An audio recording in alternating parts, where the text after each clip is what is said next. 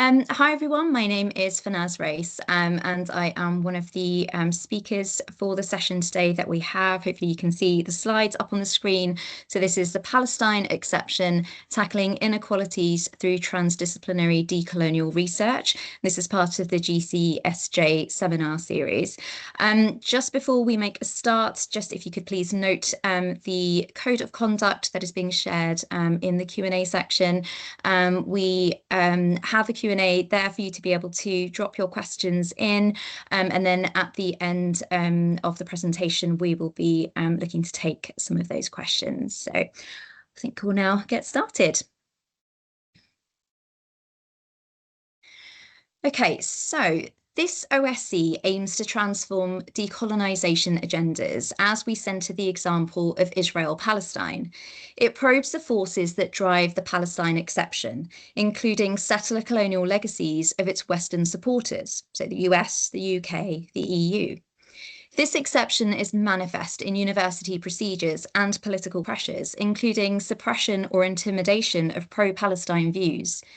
The long-term change we seek is to challenge university decolonisation strategies to do more than improve representation in the curricula. They should also address the material consequences of settler colonialism in both global and UK contexts.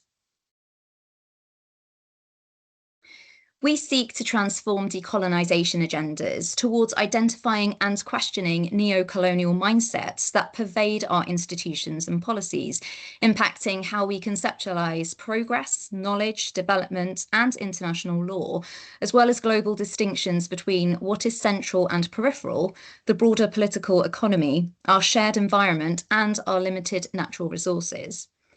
De-exceptionalising Palestine is key to this transformation. It reverses the gaze on settler colonial projects from the West with their colonial legacies to the colonised. This exposes the persistence of settler colonial structures and their global entanglements, generating ethical grounds for pressuring institutions and governments to address and prevent the ongoing genocide of the Palestinian people, as well as stop their long-time colonisation. Our goal is to de-exceptionalise Israel-Palestine through education, partnerships with other university Palestine solidarity groups, and national campaigns to build a transdisciplinary decolonisation research network, and finally, to develop a longer-term research programme operationalising a decolonial university agenda.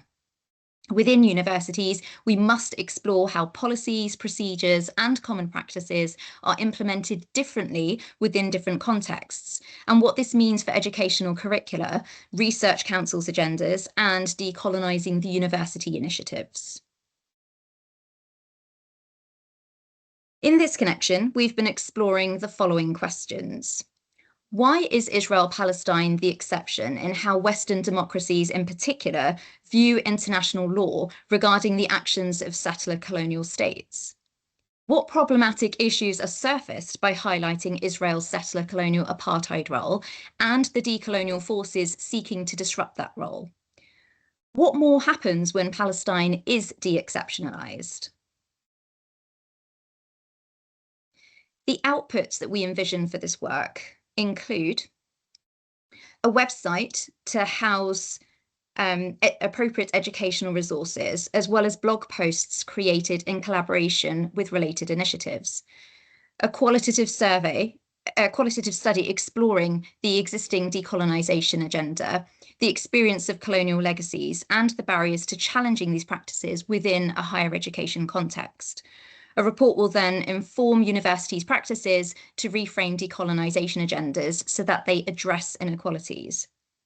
A series of webinars based on the report's conclusions, including any recommendations, which will be disseminated across the OU and externally to other universities. An Open Learn Create mini course, including curated access to the webinars currently being created by the OU Palestine Solidarity Group with foundational literature to contextualise them. Knowledge exchange activities, including workshops on how colonial legacies are embedded in HE institutions and how to change their practices to promote decolonisation. And finally, developing a funding proposal for a transdisciplinary programme of decolonial research based on re-unworlding, a concept that has its origin in anti-colonial knowledge, including marginalised people, alternative epistemologies, and critical perspectives. Thank you. So I will now pass over to my colleague, Julia Molinari, who is going to share her slides. Thank you, Farnaz.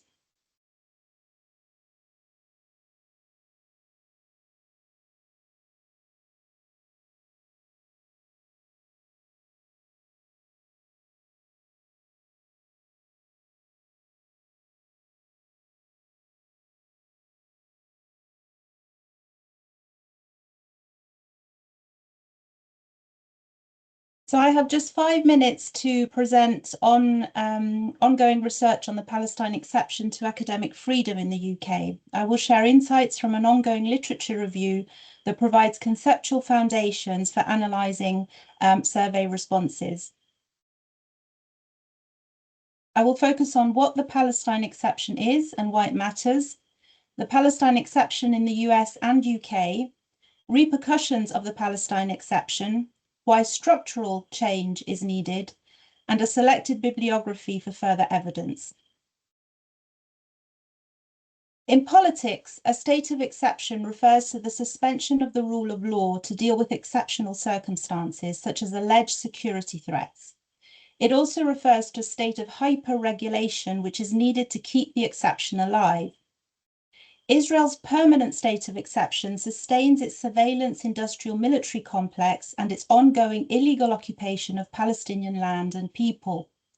Exemption in the name of security gradually becomes the norm and can be used to justify censorship and genocide. When the exception is in the context of the Palestine exception, it refers to a suspension of academic freedom, a suspension which stymies the democratic right to explain the brutalization of Palestine at the behest of Israel and its allies.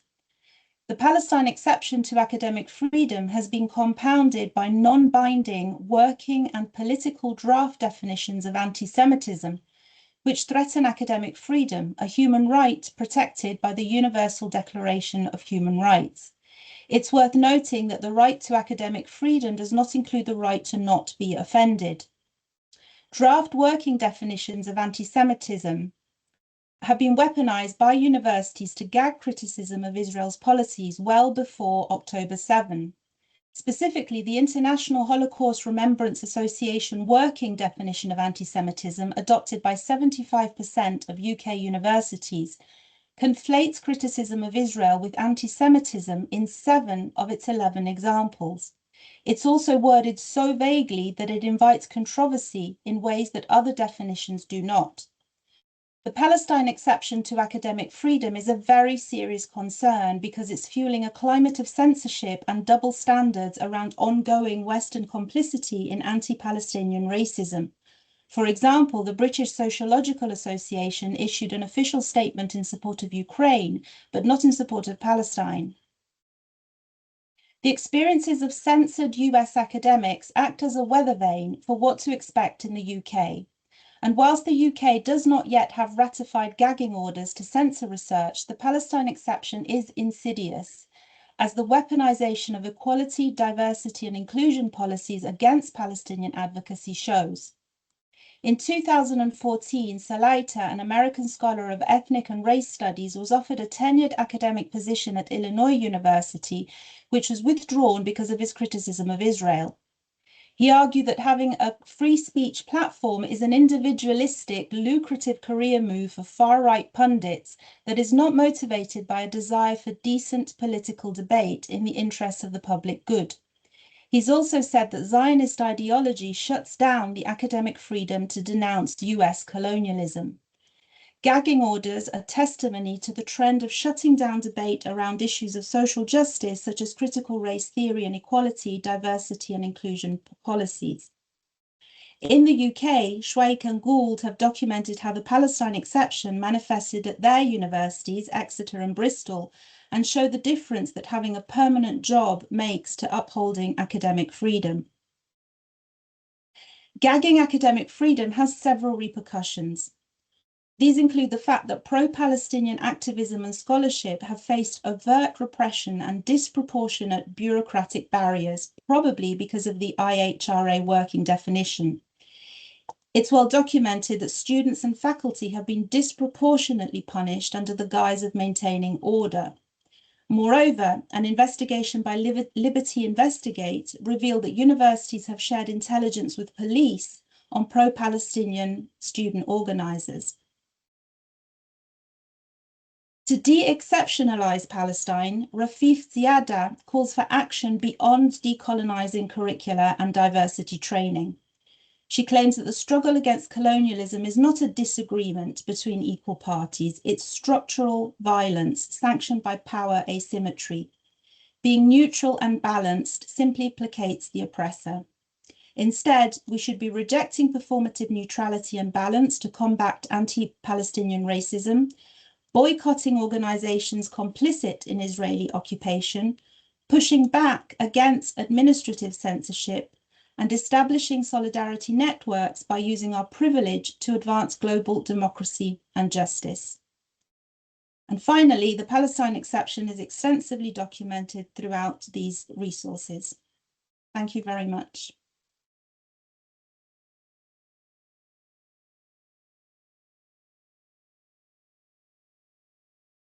Les, when you're ready.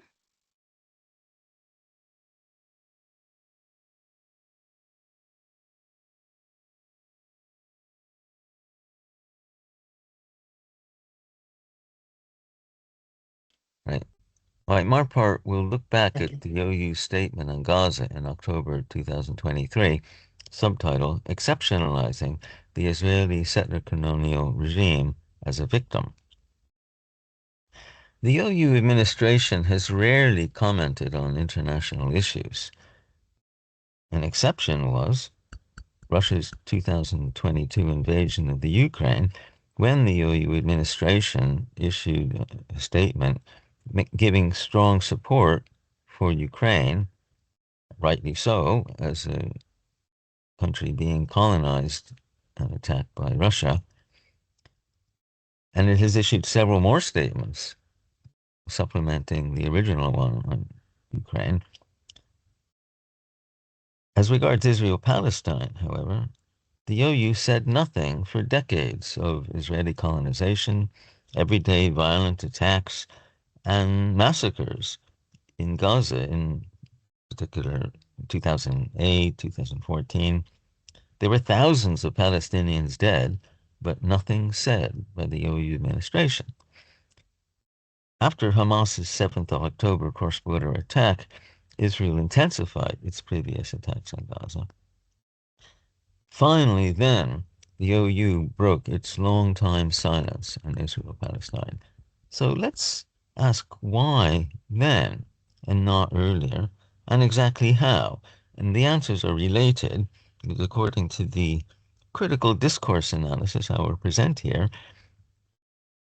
the OU statement framed the illegal settler-colonial apartheid regime as an innocent victim of terrorism. Now, let's look in more detail. The OU made two statements, the first on 13th of October and the second on 16th of October, then entitled The Israel-Hamas War. The statements were mainly about the welfare of Palestinian and Israeli staff or students, quote, who may be directly affected by the Gaza violence, and perhaps rightly so as the reason for the statement. But did the statement fulfill that welfare role equally for everyone affected? I think not. Let's apply academic methods of critical discourse analysis. The first part was about the violence per se. The OU Communications Unit, henceforth OU Comms, received email messages criticizing the first part as one-sided. And in the quotes I give, the original version in italics later added extra text, what I put in boldface. First sentence, the appalling attacks perpetrated by Hamas terrorists on Saturday, 7th of October, and the subsequent military response from Israel have shocked us all. Well, that phrase in boldface was not in the original statement. which thereby implied that the Palestinian deaths happened mysteriously. There was no perpetrator named in that statement. Next bit. We are also deeply concerned for the welfare of the civilian Palestinian population and those hostages currently trapped in Gaza. Our thoughts are with all those who are suffering. Well, previously, Israel had been detaining thousands of Palestinians under the military rule of administrative detention, without even the pretense of a criminal charge. But they didn't count as those who were suffering. They were absent from the statement, a contrast with the Israeli hostages. Next bit, we want to stress that there is no place for anti-Semitism, Islamophobia, or the promotion of hatred towards those of any religious faith at the Open University. Within the original version, anti-Semitism was mentioned 3 times. Islamophobia was absent. That phrase was added only after complaints received by OU comms. Now let's look at the term Hamas terrorists in the first sentence. Well, there's an instructive comparison with the BBC's language. The BBC has been under intense political pressure to accommodate the propaganda of the British government, well, for decades, and it has, to a large extent, succumbed. That's a long story. But in this case, the BBC honorably held out against using the term terrorist as regards Hamas. By contrast, the BBC, without any pressure, apparently, simply incorporated that term into its October statement, while not applying the term terrorist to the Israeli occupation forces. So in all these ways, the statement implied that Israel was an innocent victim of terrorism, acting in self-defense in a war against Hamas, not against the Gazan people. In these ways, the OU's language replicated the joint settler-colonial narrative of the US, UK, and Israeli governments. This narrative inverts the roles of the colonial perpetrator and its colonized victim. The OU statement was circulated by the graduate school to PhD students and supervisors. Some PhD students felt disappointment, offense, even outrage, as well as anxiety about speaking out with their own views. When some sent complaints to OU comms, its response said that the statement is, quote, balanced in recognizing both the suffering of the Israeli people targeted by the Hamas attacks and the Palestinian people in Gaza. Well, did it address everyone's welfare equally? No, as I've shown. And it intensified people's sense of anxiety if they identified with Palestine rather than Israel. So, conclusion here, the OU's partisan statement normalized Israel as a combatant in a symmetrical war, even as an innocent victim of terrorism carrying out self-defense. Perhaps this explains why and how the OU finally made a statement after several decades of silence on the issue. Like the wider hegemonic narrative in Western societies, the OU statement exceptionalized Israel from international law as regards its long-time illegal occupation and systematic violence, and likewise exceptionalized Israel from the Western legacy of settler colonial regimes. Was the OU statement balanced? This phrase claims a neutrality that disguises or tries to disguise and perpetuates complicity with a racist colonial regime. In these ways, the OU's narrative is compatible with the so-called decolonisation agenda that exceptionalizes or ignores a real colonial regime and its racist violence. So I conclude there. I'm going to give 3 examples of how the Palestine Exception manifests at the OU. We've had extensive discussions around which examples to choose, both because there are so many to choose from, and also because of uncertainty around what can actually be said, which is itself a manifestation of the Palestine Exception. But the three examples we've settled on are removal of posts in a PGR Teams channel, USA response to UK lawyers for Israel's attack on some of our students, and a statement provided by the OU to the Jewish Chronicle following a doxing incident.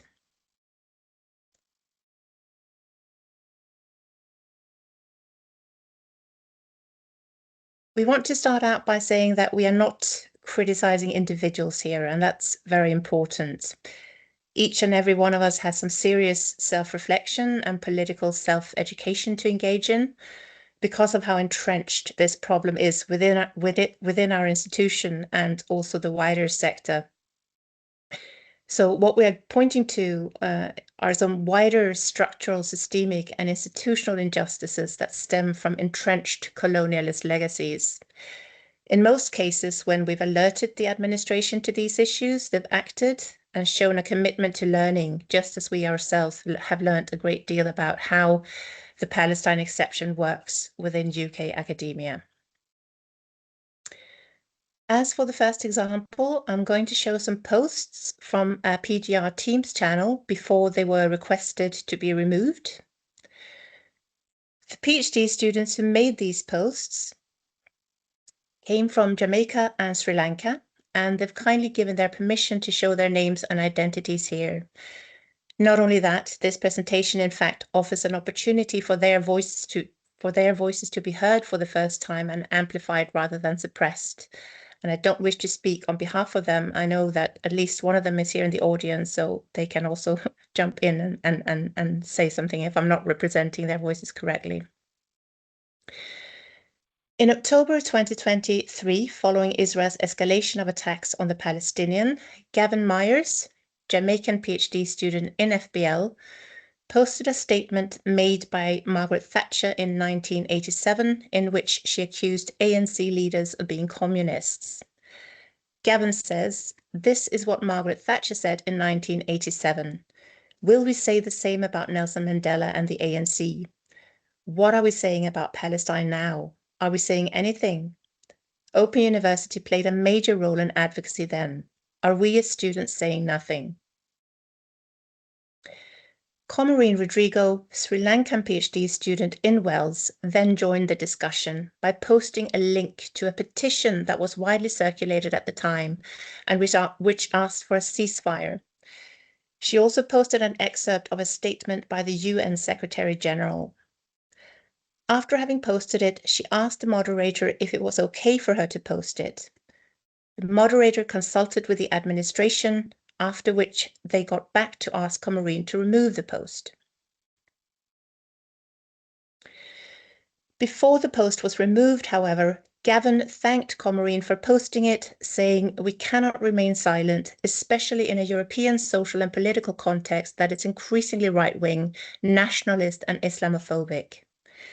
A discussion then followed about the importance of speaking out about the genocide in Palestine, about the British Empire being defined by brutal violence, and about whether, as international students from the Global South, it is safe to speak out. The two PhD students from the Global South were asked to remove these posts. Some of the reasons that were given for this request were that this is an incredibly difficult situation. We are aware of strong positions and viewpoints on this issue. It's a divisive issue. The PGR Teams channel is not the right place to have this discussion. Think about whether it furthers your PhD journey before you post. And there was also, interestingly, reference to the OU statement that Les discussed earlier. And this shows how the OU's official pro-Israel statement has had a direct impact on censoring marginalized voices within the institution. Now, I haven't showed the actual screenshots here. And again, I want to emphasize that this is not a criticism of individuals. We could have picked any from among a huge number of examples. So this is clearly an institutional problem that we have and that we all need to be very aware of and try to combat collectively. Our group met with members of the executive team in January 2024 to express concerns about the OU's legal duty to uphold free speech. We provided evidence of how the voices of ethnic minority students are being suppressed, ironically by invoking EDI policies. This is important, okay? So we have a case of EDI policies being inverted or even perverted to suppress the very minorities that these policies are intended to protect.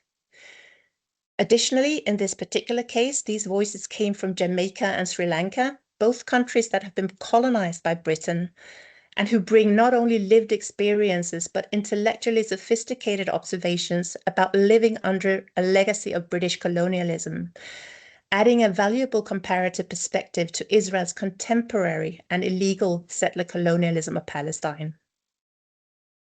Now, we are grateful to the administration for taking on board our feedback, and we are not aware of any issues of repression in this unit, at least, since then. But if you know otherwise, then we do encourage you to speak out. The second example I'm going to show is USA's response to a letter written to them, to USA by UK Lawyers for Israel.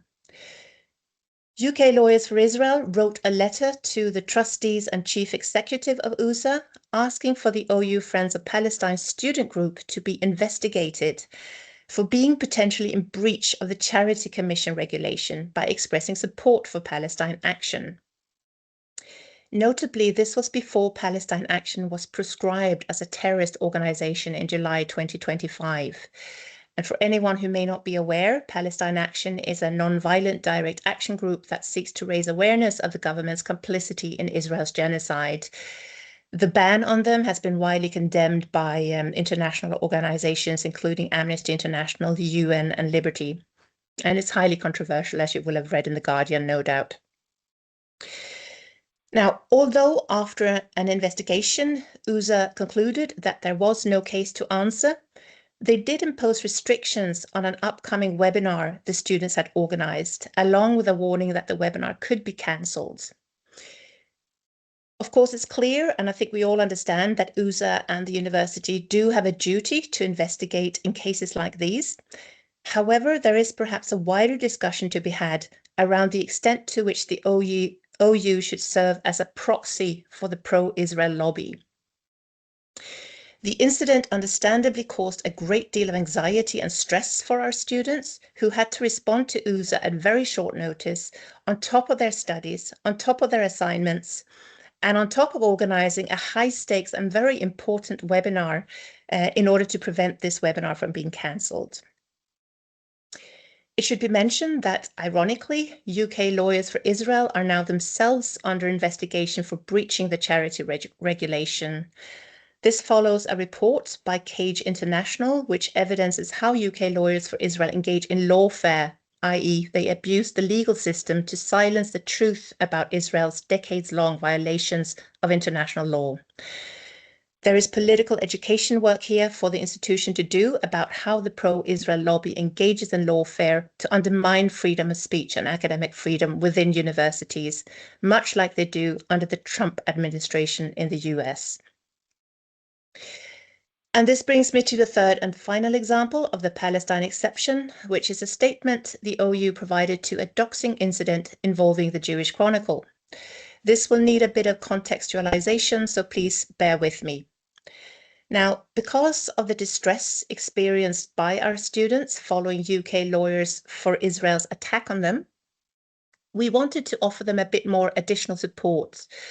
So we therefore helped them to advertise their webinar called Global Solidarity, a New Year of Resistance, which featured speakers from the now proscribed group Palestine Action and Heya Adam, a student who has since been expelled from SOAS following her activism for Palestine. So to support our students, we posted this announcement of their webinar in the all staff forum Viva Engage, encouraging colleagues to come along and support our students. This sparked a discussion on Israel-Palestine, and I'm only showing the names and forum contributions here of those from whom I have permission in order to comply with a sharpened policy on screenshots. Now, this discussion was then leaked by a colleague to the Jewish Chronicle, along with mine and Tracy's personal data, in breach of UK data protection laws and OU policies. A few days later, I find myself being headline news in the Jewish Chronicle. Using the leaked personal data and screenshots from the internal forum, the journal has published a defamatory article about me. You can see the title is not particularly flattering for a professor. You know, I'm supposedly ranting here about Zionist lobby and promoting Intifada talks. The journal article made insinuations about me being anti-Semitic and a terrorism supporter. You can Google it yourself at some point if you're interested in reading this. Obviously, claims that are completely false. For a staunchly pro-Israel outlet like the Jewish Chronicle that has a history of breaching the independent press standards organizations or Ipsos code of practice, this doxing is perhaps not surprising, right? It's what we can expect. It's clearly an attempt to defame me, to intimidate me into silence, and to solicit an onslaught of further abuse against me, which is exactly what happened. So the question is then, how did the OU respond to this? And what can we learn about the Palestine exception from this? Well, one commendable thing that the OU did do since is to sharpen its policy regarding deliberate and malicious personal data breaches. So you may have seen this sharpening of policy a few days ago posted on the OU Live, think before you snip. But in terms of the Palestine exception, another response, this is another example, and it is the final example of the Palestine exception, and it is the statement that the OU comms team provided to the Jewish Chronicle when they were approached for a comment about me. So I'll read this out. This is the first statement, but we managed to get them to change it later on. But the first statement read like this: in response to our report on Hultgren, a spokesperson for the university said we condemn anti-Semitism. We would encourage any staff members or student who believes they have witnessed anti-Semitism to report the matter immediately to their line manager and tutors. Where breaches of anti-racism policies are found, we will take action using the definition of anti-Semitism as defined in both the IHRA working definition of anti-Semitism and the Jerusalem Declaration of Anti-Semitism. We were not happy with this statement because it confirms insinuations that I am anti-Semitic and even introduces the word anti-Semitism, which wasn't even explicitly mentioned in the article itself. So the journalist has been very, very clever here because it deliberately avoided using the word anti-Semitic because that could make them vulnerable to a libel case. So we got back, our group got back to the comms team to say that we wanted this statement to be changed, and they were thankfully very receptive to our suggestions, and we're grateful to them for working collaboratively with us to producing a revised statement, which the Jewish Chronicle thankfully agreed to publish as well. And this reads as follows. In response to our report on Hultgren, a spokesperson for the university said the Open University has adopted the International Holocaust Remembrance Alliance, IHRA working definition of anti-Semitism and the Jerusalem Declaration of Anti-Semitism. Now, this dual adoption safeguards our Jewish staff and students against anti-Semitism while also protecting a space for free speech and evidence-based criticism of Israel. As a university, we have a legal duty to protect academic freedom and freedom of expression, and we continue to support Professor Hultgren, Dr. Farrell, and all our academic colleagues in exercising this right. I hope you will agree that this is a better statement than the first one because it mentions the university's legal duty to uphold freedom of speech and academic freedom, and it also at the same time manages to highlight safeguarding measures for our Jewish students and staff. So I think that this can serve as a precedent for other cases going forward. But all in all, I hope that these three examples illustrate how the Palestine exception manifests itself at the OU. Institutionally, there appears to be a knee-jerk reaction to reproduce a mainstream pro-Israel bias, or even to act as a proxy for the pro-Israel lobby, which undermines our institutional policies and legal duties around freedom of speech, EDI, and decolonisation.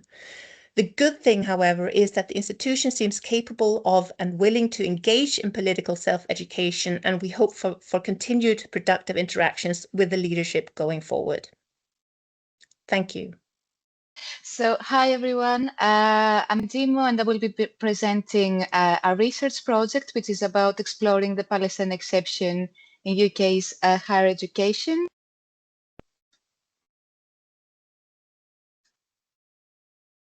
And yeah, just to start, this is a highly interdisciplinary study with colleagues from FAS, STEM, FBL, and WELS working on the project.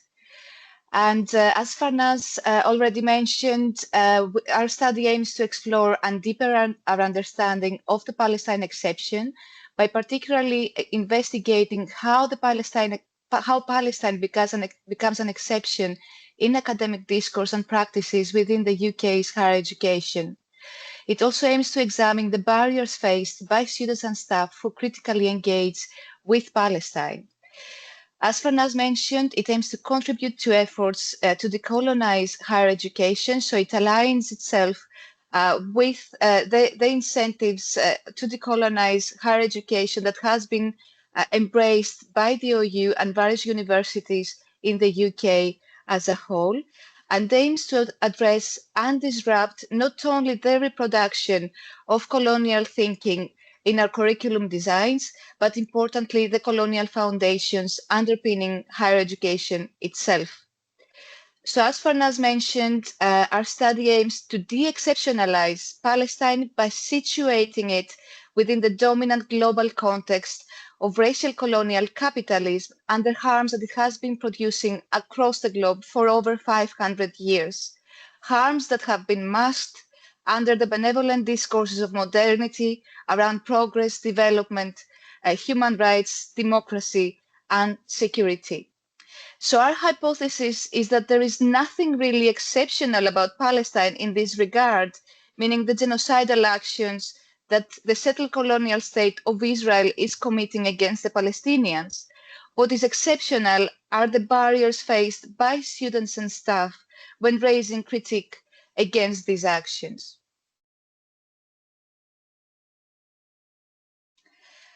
So the context, as mentioned, is the UK's higher education and the various manifestations that the Palestine exception takes for students and staff. And for this reason, we have adopted an autoethnographic methodological approach. So autoethnography is a social research method that seeks to analyze and connect personal experience and autobiographic stories to broader cultural, political, and social contexts and understandings. It focuses on self-observation and critical reflexivity, situating experiences within the wider culture. This methodological approach allows each research participant to share the information that they understand as relevant to their experience and positionality without leading them through a lengthy set of predefined questions. So this project seeks to elicit information through a set of very simple prompts by asking participants the following questions. How have you experienced the Palestine exception where you work? If you haven't experienced it, why not? If you have experienced the Palestine exception, what was your experience? How and where did you experience it? If you have experienced the Palestine exception, how, if at all, have you or your colleagues tried to overcome it, and what has been the outcome? Participants then develop a written statement for each of these prompts, which aims to produce a personalized self-reflection on experiences of the Palestine exception, as well as its ramifications for the participant, be it personal or professional. Participants are also invited to write about their own feelings, emotions, and perceptions stemming from those experiences. Oh, sorry. Yes, also to say that participation is completely anonymous and is conducted via a dig survey, which provides a full participant information sheet and takes participants through a step-by-step consent process via a set of consent questions. It also provides participants with the required information regarding the use and safeguards of the research data, namely that the data will be managed in accordance to the UK GDPR, UK Data Protection Act of 2018, and OU data policies, and therefore will be treated with the strictest confidentiality. Participants are also informed that the study has been approved by the OU's Research Ethics Committee, and if consent is affirmative, then they move on to the set of prompts that I showed you earlier. Now, being attentive to the participants' welfare and safeguarding concerns, at the end of the survey, participants are taken through a short reflection guide to help them determine and reflect on whether anything from their submission statements fall under bullying and harassment regulations, or whether a crime has been committed and should be reported to the authorities. Also, we have produced a quite innovative post-submission consent form that gives participants control over any future quotes that the researchers may use, ensuring that they are not identifiable in any way from the use of their data. It also gives them control over how much debriefing they would like from the researchers on the project. In terms of analysis, the statements will be analyzed by using a narrative analysis, which includes analyzing the statements for the following: to identify major themes, keywords, and value indicators, to develop major and minor categories, examine critical incidents, tensions, and contradictions, and analyze both what is present and what is absent in participants' narratives, and try to explain and make sense of all of these. So if you have experienced an example of the Palestine exception, please consider participating. Our data collection ends on the 31st of October, and I'm providing the QR code for the survey here. So thank you.